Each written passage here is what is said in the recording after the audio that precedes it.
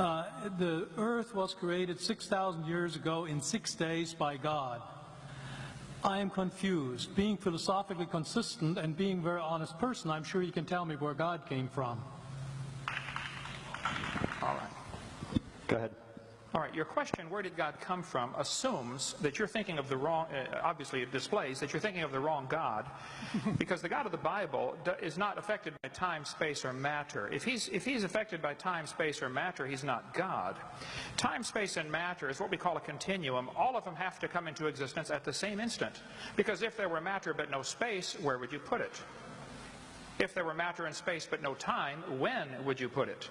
You cannot have time, space, or matter independently. They have to come into existence simultaneously. The Bible answers that in 10 words. In the beginning, there's time. God created the heaven, there's space, and the earth, there's matter. And the God who created them has to be outside of them. If he's limited by time, he's not God.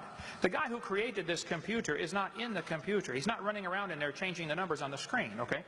The God who created this universe is outside of the universe. He's above it, beyond it, in it, through it. He's unaffected by it. So the concept that a spiritual force cannot have any effect on a material body, well then I guess you'd have to explain to me things like emotions and love and hatred and envy and jealousy and rationality. I mean, if your brain is just a random collection of chemicals that form by chance over billions of years, how on earth can you trust your own reasoning processes and the thoughts that you think? Okay, so your question, where did God come from, is assuming a limited God.